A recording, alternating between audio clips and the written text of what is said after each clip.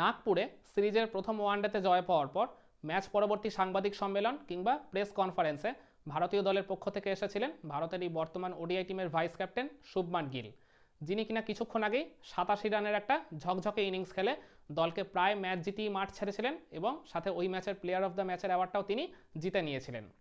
তো তাকে সামনে পেয়ে সাংবাদিকরা ওই জায়গায় নানান ধরনের প্রশ্ন জিজ্ঞাসা করে। তার মধ্যেই যেসব উল্লেখযোগ্য প্রশ্নগুলো ছিল, প্রথমেই তাকে করা হয়েছিল তার ওই ভাইস ক্যাপ্টেন্সি নিয়ে।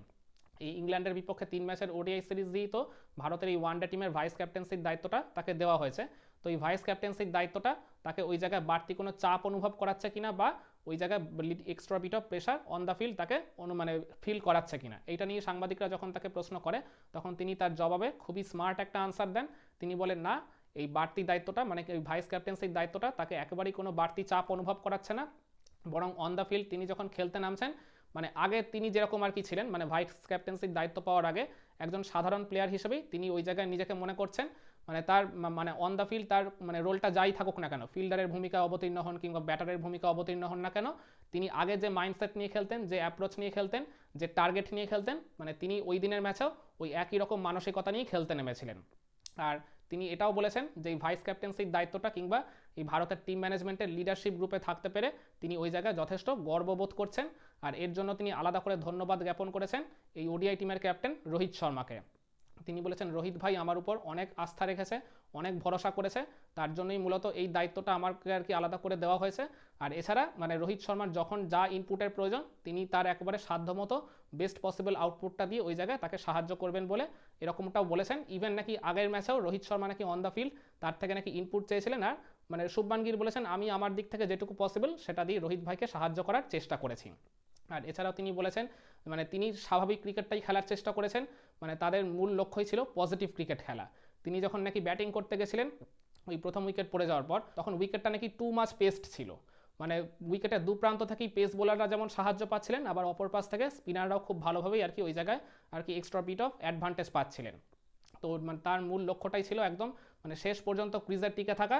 আর যেহেতু অপর পাশ থেকে শ্রেয়াস আয়ার আর আকসার প্যাটেল অ্যাটাক করছিল ইংল্যান্ডের বোলারদের, ওই কারণে আর কি তার এই কাজটা করতে অনেকটাই সুবিধা হয়েছে।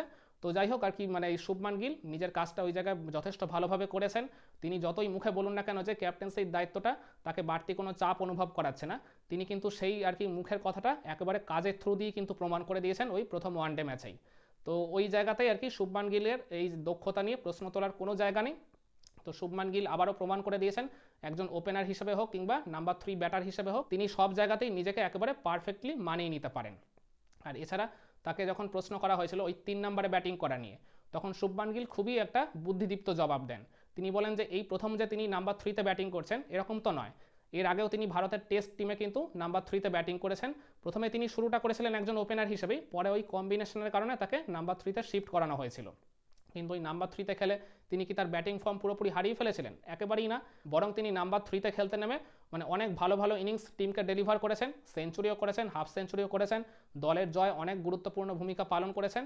তো ওই একই রোলটাই এবার তিনি প্রথমবার ওডিআই টিমে পেলেন। তো বিরাট কোহলি ইঞ্জুরি পেয়ে আর কি একাদশ থেকে ছিটকে যাওয়ার কারণে যশস্বী জয়সওয়ালকে ওই জায়গায় টিম ম্যানেজমেন্ট ওপেনার হিসেবে খেলিয়েছিল, মূলত ওই কারণেই শুভমান গিলকে নাম্বার 3-তে ব্যাটিং করতে হয়েছিল। কিন্তু নাম্বার 3-তে নেমেও যে তিনি একেবারেই নার্ভাস হয়ে যাননি, তার ওই মানে ব্যাটিং পজিশন বদলে যাওয়ার জন্য হোক কিংবা ওই ভাইস ক্যাপ্টেন্সির দায়িত্বের জন্য হোক না কেন, সেটা তিনি কিন্তু মাঠে নেমে একেবারে ব্যাট হাতেই প্রমাণ করে দিয়েছেন। প্রথমে শ্রেয়াস আয়ার আর তারপরে আকসার প্যাটেলের সাথে দুইটা গুরুত্বপূর্ণ পার্টনারশিপ তিনি গড়ে তুলেছিলেন। ওই ভারত যখন একদম মানে 6 ওভারের মধ্যেই দুইটা উইকেট হারিয়ে ফেলেছিল মাত্র 19 রানের মধ্যে, তখন ওই জায়গায় একজন ব্যাটারকে প্রয়োজন ছিল যিনি কিনা একদম ইনিংসের শেষ পর্যন্ত ক্রিজে দাঁড়িয়ে থাকতে পারবেন, আর সেই কাজটা একদম পারফেক্টভাবে করে দেখিয়েছেন এই শুভমান গিল। মাত্র 25 বছর বয়সে তিনি যেভাবে আর কি নিজের পরিণতির বোধটা দেখিয়েছেন অন দ্য ফিল্ড, যে ম্যাচুরিটিটা তিনি শো করেছেন, আচ্ছা তাবড় প্লেয়াররাও কিন্তু মানে এই বয়সে বলুন কিংবা এর থেকে বেশি বয়সে বলুন এখনও নিজেদের সেইভাবে ম্যাচিওর করে তুলতে পারেনি। তো এই কারণেই আমি মনে করি মানে সিচুয়েশন বা কন্ডিশন ওয়াইজ মানে নিজেকে ওই জায়গায় একেবারে পুরোপুরি পারফেক্টলি মেলে ধরার জন্য শুভমান গিল এই জায়গায় যথেষ্ট বড় প্রশংসার দাবি রাখে। আর এছাড়া তাকে বিরাট কোহলির ইনজুরি নিয়ে যখন প্রশ্ন করা হয়েছিল, কারণ বিরাট কোহলি খুবই সারপ্রাইজিংলি দীর্ঘ একটা সময় পর, প্রায় আর কি বলতে গেলে 3-3.5 বছর পর, তিনি এই চোটের কারণে প্রথম একাদশ থেকে ছিটকে গেছেন। তো ওই জায়গায় শুভমান গিল বলেন ওই নাগপুরে প্রথম ওয়ানডে ম্যাচের আগের দিন পর্যন্ত বিরাট কোহলি একদম পারফেক্ট ছিলেন, মানে তিনি ওই মানে সন্ধ্যাবেলা প্র্যাকটিস শেষে হোটেলেও ফিরে গেছিলেন, তখনও কোনো সমস্যা ছিল না। কিন্তু ওই ম্যাচের দিন সকাল থেকেই আর কি বিরাট কোহলির হাঁটু ফুলতে থাকে, তো ওই কারণেই আর কি টিম ম্যানেজমেন্ট তাকে নিয়ে বাড়তি কোনো ঝুঁকি নেয়নি। তো যার কারণে প্রথম ওয়ানডেতে তাকে ওই জায়গায় ড্রপ করা হয়েছিল তার ওই ফিটনেসের কথা ভেবেই।